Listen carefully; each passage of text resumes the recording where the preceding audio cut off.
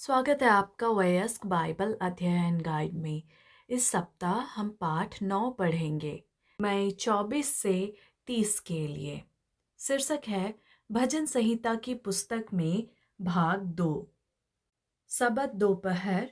इस सप्ताह के अध्ययन के लिए पढ़े भजन 46, यिर्मयाह 4 का 23 से 26, भजन 47 का 1 से 4, पहला थिस्सलुनीकियों 4 का 13 से 17, भजन 75, प्रकाशित वाक्य 14 का 6 से 12। याद वचन। हे परमेश्वर, देश देश के लोग तेरा धन्यवाद करें। देश देश के लोग तेरा धन्यवाद करें। राज्य राज्य के लोग आनंद करें और जय जयकार करें, क्योंकि तू देश देश के लोगों का न्याय धर्म से करेगा और पृथ्वी के राज्य राज्य के लोगों अगुवाई करेगा। भजन संहिता 76 का 3 और 4। जब हम अंतिम घटनाओं के बारे में सोचते हैं तो हमारा ध्यान उसी पर केंद्रित हो जाता है, पशु और प्रकाशित वाक्य की शक्तियाँ। और निस्संदेह उनकी एक बड़ी भूमिका है और महत्वपूर्ण भी है। अन्यथा परमेश्वर ने उन्हें बाइबल में नहीं रखा होता ताकि हम उन्हें समझ सके। देखिए प्रकाशित वाक्य 1 का 3। हालांकि भविष्यवाणी पाप और पीड़ा, न्याय, अच्छे और बुरे के बीच की लड़ाई, न्याय और अन्याय की प्रकृति, उत्पीड़न और बहुत कुछ से जुड़े प्रमुख मुद्दों से भी संबंधित है। भजन भी इन मुद्दों पर बहुत गहराई से चर्चा करता है। लगभग हर संभव मानवीय भावना की खोज करता है, अंधेरी निराशा से लेकर बेलगाम खुशी तक। हम देखते हैं कि इस्राएल अंधेरे की ताकतों के खिलाफ लड़ाई की तैयारी कर रहा है। हम ऐसे व्यक्तियों के बारे में पढ़ते हैं जो इस प्रश्न से जूझ रहे हैं कि परमेश्वर बुराई को अधिक सीधे और तुरंत क्यों नहीं संबोधित करता है। एक ऐसा प्रश्न जो निस्संदेह हम सभी ने पूछा है। हमें उत्तर के लिए पवित्र स्थान की ओर निर्देशित किया जाता है और सृष्टिकर्ता के रूप में परमेश्वर की स्थिति के लिए बार बार अपील भी की जाती है। क्या ये वे मुद्दे और प्रश्न नहीं हैं जिनसे हम आज भी जूझ रहे हैं? बेशक यही कारण है कि हम इन महत्वपूर्ण सच्चाइयों के बारे में और अधिक जानने के लिए भजनों को खोलना जारी रखेंगे। रविवार, मई 25 के लिए। शीर्षक है संकट के समय में एक अत्यंत उपयोगी सहायता। भजन 46 पढ़े। अब जीवन की उथल पुथल के बीच हम इससे आशा का क्या संदेश ले सकते हैं? और हम जानते हैं कि अंतिम दिनों में पृथ्वी पर महान विवाद के रूप में क्या आने वाला है। ऐसा प्रतीत होता है कि भजन 46 उस विषय को स्पर्श करता है जो हमें इब्रानियों की पुस्तक में कुछ बेहतर का आभास देता है। यीशु सांसारिक महायाजक से बेहतर है। उसका बलिदान सभी पशु बलिदानों से बेहतर है और स्वर्गीय पवित्र स्थान पृथ्वी पर मौजूद प्रकारों से बेहतर है। हालांकि यह भजन एक अलग दृष्टिकोण अपनाता है।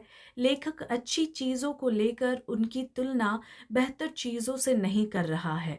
वह विद्रोही दुनिया की तुलना कर रहा है और इसके भयानक परिणाम उन बेहतर चीज़ों के वादे के साथ जो परमेश्वर हमारे लिए योजना बना रहा है। वास्तव में यह भजन आशा और वादे से भरा है कि यहाँ तक कि जिस विनाश और परीक्षण और पीड़ा और युद्ध का हम सामना कर रहे हैं, उसके बीच भी अंततः हमें कहा गया है, चुप हो जाओ और जान लो कि मैं ही परमेश्वर हूँ। भजन 46 का 10। और इस आश्वासन में विश्राम करना है कि एक दिन हम सब समाप्त हो जाएंगे और परमेश्वर पृथ्वी पर महान होगा। भजन 46 का 10। यहाँ क्या लिखा है इस पर भी गौर करें। इसलिए हम ना डरेंगे चाहे पृथ्वी उलट जाए और पहाड़ समुद्र के बीच में डाल दिए जाए। भजन 46 का 2। कोई भी उन दृश्यों की याद दिलाए बिना नहीं रह सकता जो दूसरे आगमन पर घटित होंगे। आकाश ऐसा सरक गया जैसा पत्र लपेटने से सरक जाता है और हर एक पहाड़ और टापू अपने अपने स्थान से टल गया। प्रकाशित वाक्य 6 का 14। और परमेश्वर के उस दिन की बाट किस रीति से जोहना चाहिए और उसके जल्द आने के लिए कैसा यत्न करना चाहिए, जिसके कारण आकाश आग से पिघल जाएंगे और आकाश के गण बहुत ही तप्त होकर गल जाएंगे। दूसरा पत्रस 3:12। हमारी वर्तमान दुनिया इसके साथ जुड़ी सभी बुराइयों के साथ हमेशा के लिए रहने वाली नहीं है, और इसके बाद जो आता है वह हमसे कुछ ऐसा वादा करता है जिसे हमारा दिमाग अब मुश्किल से ही समझ पाता है। हालांकि अभी हमें केवल विश्वास बनाए रखने और ईश्वर के उस प्रकाशन से चिपके रहने की ज़रूरत है जो हमारे पास है, विशेष रूप से क्रूस पर यीशु में। हालांकि इस दुनिया में चीज़ें खराब है और हम जानते हैं कि वे बदतर होने वाली है। आपको ईश्वर की अच्छाई, शक्ति और चरित्र के बारे में अपने ज्ञान से क्या आशा रखनी चाहिए? सोचिए क्रूस। सोमवार मई 26 के लिए शीर्षक है उथल पुथल के बीच आशा। भजन संहिता की पुस्तक की अधिकांश भाषा प्रतीकात्मक है, लेकिन जब उस भाषा की बात आती है जो हमारे ग्रह के अंतिम पुनर्स्थापन की ओर इशारा करती है, तो हमारे पास यह मानने का कोई कारण नहीं है कि यह केवल प्रतीकात्मक है। भजन 46 हमें याद दिलाता है कि मसीह की वापसी से भौतिक पृथ्वी गहराई से प्रभावित होगी, लेकिन केवल चट्टानें और महासागर ही प्रभावित नहीं होंगे। पृथ्वी के इतिहास के भव्य चरमोत्कर्ष का अर्थ होगा सांसारिक साम्राज्यों का टूटना, मानव सरकार की दयनीय व्यवस्था जिसने सहस्राब्दियों से अधिक पीड़ा पैदा की है। अंत में ये सभी शक्तियाँ और वे सभी बुराइयाँ और पीड़ाएं जो उन्होंने मानवता पर लाई है पूरी तरह समाप्त हो जाएंगी। यिर्मयाह 4:23-26 पढ़े। यह हमें इस दुनिया के भाग्य के बारे में क्या बता रहा है, कम से कम तब तक जब तक कि नया स्वर्ग और नई पृथ्वी ना बन जाए। प्रकाशित वाक्य 21:1। बाइबल की भविष्यवाणी हमें दिखाती है कि इस दुनिया का क्या होगा। उदाहरण के लिए दानियल 7 का दर्शन हमें एक तूफानी समुद्र दिखाता है जिसके बीच दुनिया के राष्ट्र उभरते हैं। गैर यहूदी समुद्र यानी पृथ्वी में संघर्ष और युद्ध की हवाएं चलती है, जिससे एक के बाद एक सांसारिक साम्राज्य उत्पन्न होते हैं, और उनमें से कोई भी उन वास्तविक समस्याओं को हल नहीं कर सकता है जो मानव जाति को परेशान करती है। जिन सांसारिक अगुओं पर हम भरोसा करने का साहस करते हैं, वे लगभग हमेशा हम में से बाकी लोगों की तरह ही पापी और स्वार्थी साबित होते हैं। दानियल को दिखाए गए राज्यों में से कोई भी परमेश्वर के लोगों के लिए सुरक्षित घर साबित नहीं हुआ। हालांकि कुछ दूसरों की तुलना में बेहतर थे, लेकिन हम जानते हैं कि हमारे पास परमेश्वर के राज्य की नागरिकता है। फिलिपियो 3:20। और इस ग्रह की अराजकता से ऊपर एक सिंहासन है जिसे हिलाया नहीं जा सकता। देखें यजेकिएल 1:26।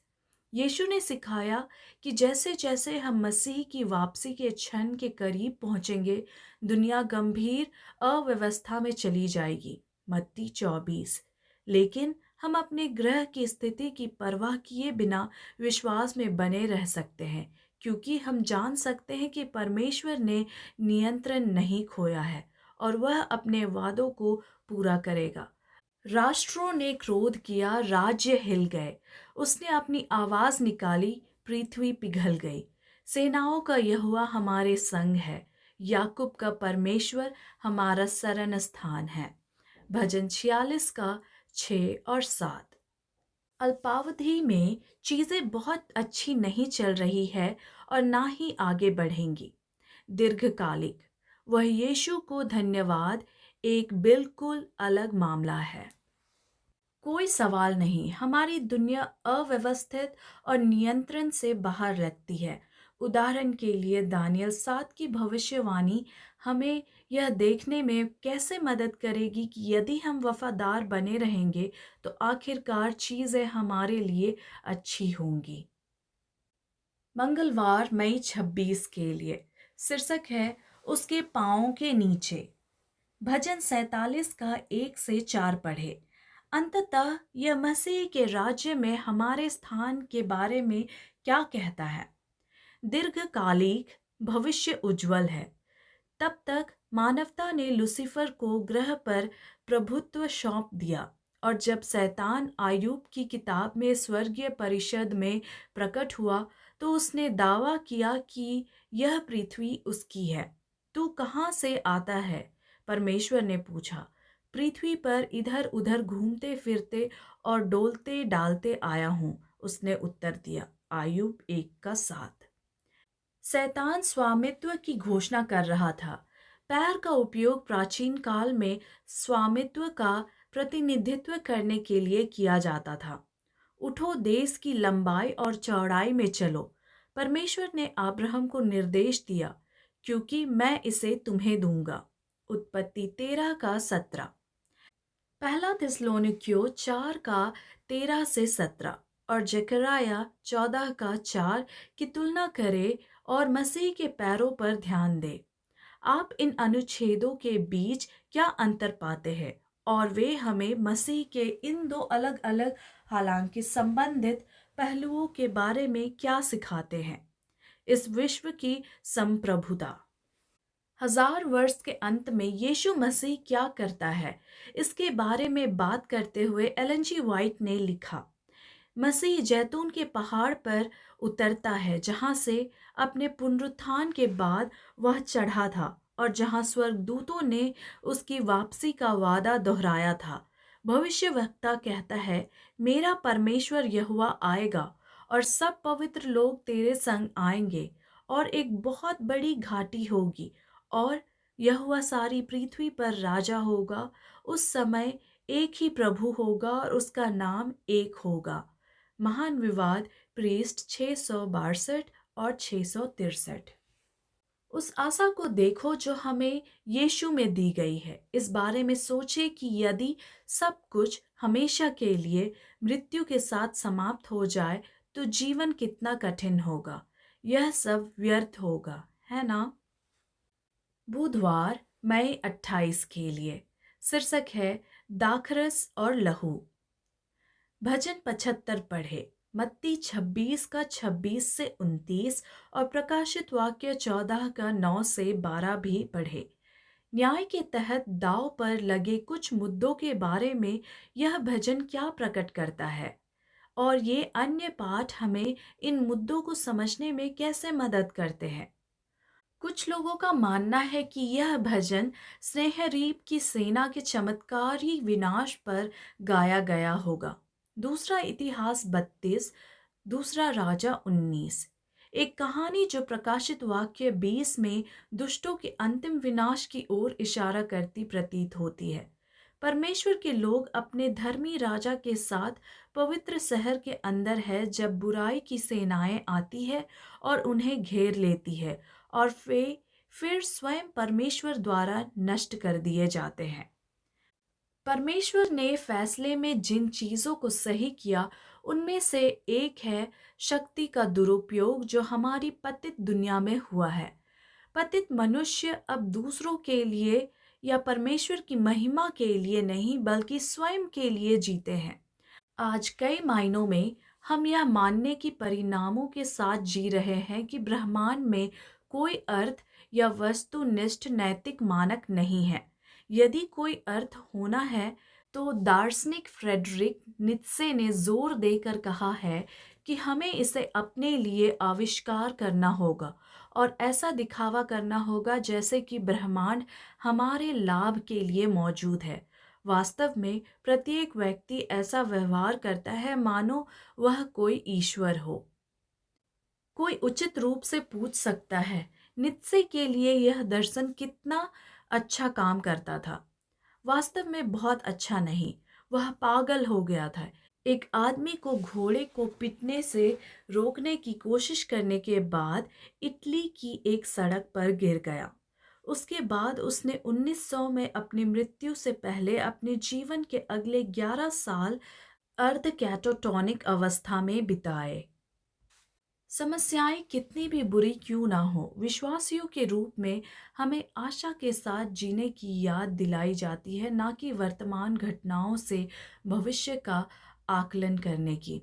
निराशा होना आसान है क्योंकि हम देखते हैं कि सभ्यता के स्तंभों को ईश्वर विहीन लोगों के दिलों और दिमागों द्वारा या उन लोगों द्वारा लगातार नष्ट किया जा रहा है जिनके ईश्वर के बारे में विचार बाइबल में नहीं पाए जाते हैं। हम वर्तमान में एक ऐसे दौर में रह रहे हैं जहां नैतिक मूल्यों, यहाँ तक कि मानव लिंग, पुरुष और महिला जैसी बुनियादी चीज़ों पर भी कम से कम दुनिया के कुछ हिस्सों में हमला हो रहा है। कुछ प्रकार में अनैतिकताएं, ऐसी चीज़ें जिनके बारे में कई लोगों को निजी तौर पर भी बात करने में शर्म आती होगी, अब सार्वजनिक रूप से उनकी सराहना की जाती है और प्रशंसा की जाती है। चीज़ें कितनी खराब होती जा रही है। हालांकि अब हमें दूसरों के जीवन को बेहतर बनाने की कोशिश में अपनी भूमिका निभानी चाहिए। लेकिन यह याद रखना हमेशा महत्वपूर्ण क्यों है कि इससे पहले कि सभी चीज़ें आखिरकार सही हो जाए, इस वर्तमान दुनिया का पूर्ण विनाश होगा और इसका पुनः अलौकिक निर्माण होगा। गुरुवार मई 29 के लिए शीर्षक है कि तेरा उद्धार ज्ञात हो। भजन 67 पढ़े। स्तुति का यह भजन प्रकाशित वाक्य 14 का 6 से 12 में परमेश्वर के लोगों की भूमिका के बारे में आपकी समझ को कैसे सूचित करता है। एमआईटी के इंजीनियरों ने एक नई काली कोटिंग बनाई है जो इससे चित्रित वस्तुओं को लगभग अदृश्य बना देती है।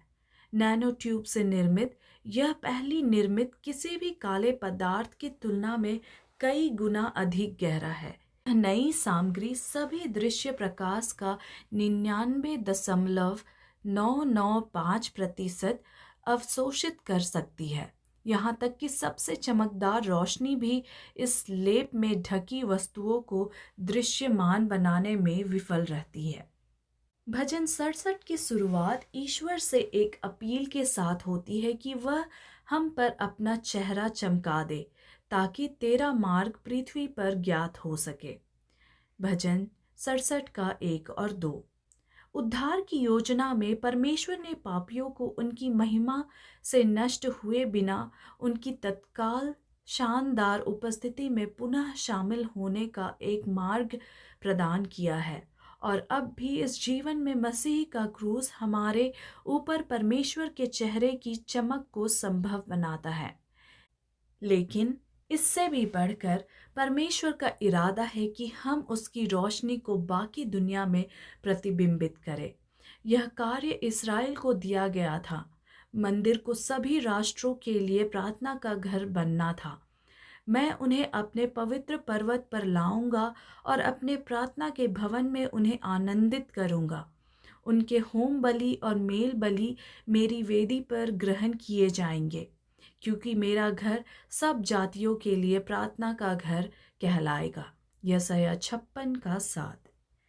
इस भजन में दाऊद हमें याद दिलाता है कि परमेश्वर चाहता है कि उसका मार्ग पृथ्वी पर जाना जाए, उसका उद्धार सभी राष्ट्रों के बीच जाना जाए।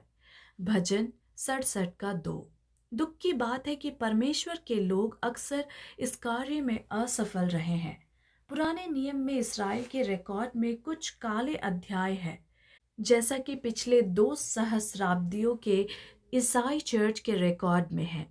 यह ऐसा है मानो हमने अपने हृदयों को किसी अति अंधेरे पदार्थ से रंग दिया है, जो परमेश्वर के प्रकाश को प्रतिबिंबित किए बिना उसे अवशोषित करने में संतुष्ट है।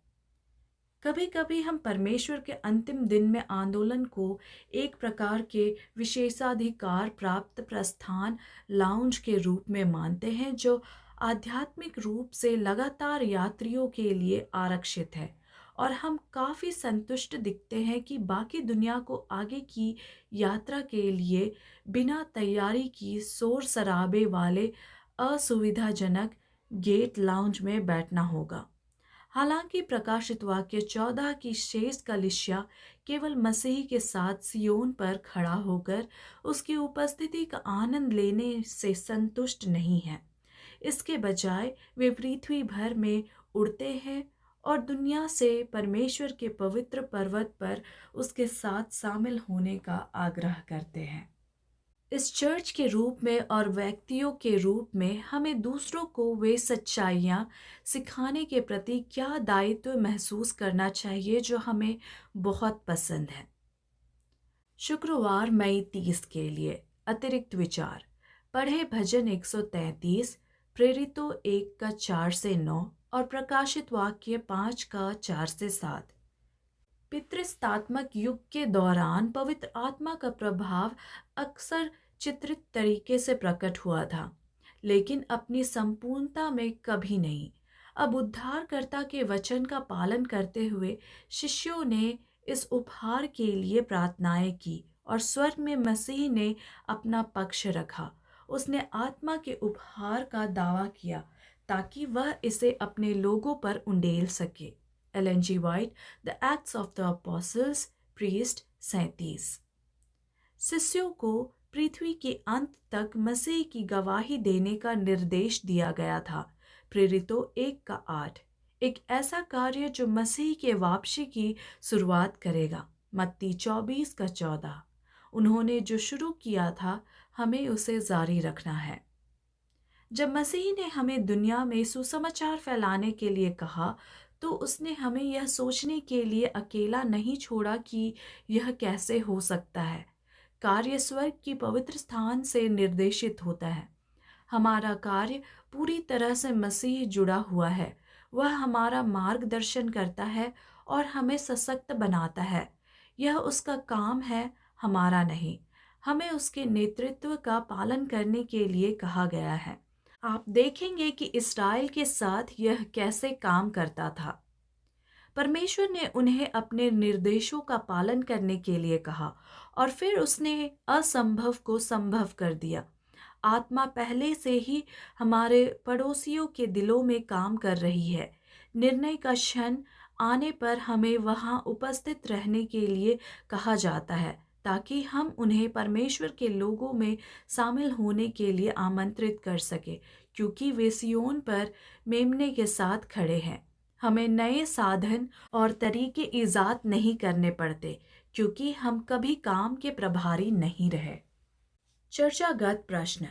पहला, बहुत से ऐसे लोग हैं जिनकी पहुंच नहीं हुई है। भले ही 3 स्वर्गदूतों के संदेश पूरी दुनिया में चले गए हो, कक्षा में चर्चा करें कि एक चर्च के रूप में हम उस कार्य को बेहतर ढंग से कैसे पूरा कर सकते हैं जिसे पूरा करने के लिए मसीह हमारा उपयोग कर रहा है। हम निराशा ना करना कैसे सीख सकते हैं जब यह सच है कि अभी भी बहुत से लोगों ने अंतिम दिनों में इन सच्चाइयों के बारे में नहीं सुना है। दूसरा, प्रकाशित वाक्य 5 में यूहन्ना मेमने को मुहर बंद पुस्तक देते हुए देखता है क्योंकि वह योग्य है। जब प्रकाशित वाक्य 6 में पुस्तक की मुहरें खोली जाती है तो हम देखते हैं कि नए नियम के चर्च का इतिहास स्पष्ट रूप से समय के अंत तक भविष्यवाणी की गई थी। इस विवरण में हम इस बारे में क्या सबक सीख सकते हैं कि परमेश्वर किस प्रकार कार्य समाप्त करना चाहता है। तीसरा, वे कौन सी वर्तमान घटनाएं हैं जो हम दुनिया में देखते हैं जो आसानी से हम जो जानते हैं वह प्रकाशित वाक्य 13 और 14 में आ सकती है। क्या बाधाएं शेष है। धन्यवाद। परमेश्वर आप सभी को आशीष दे।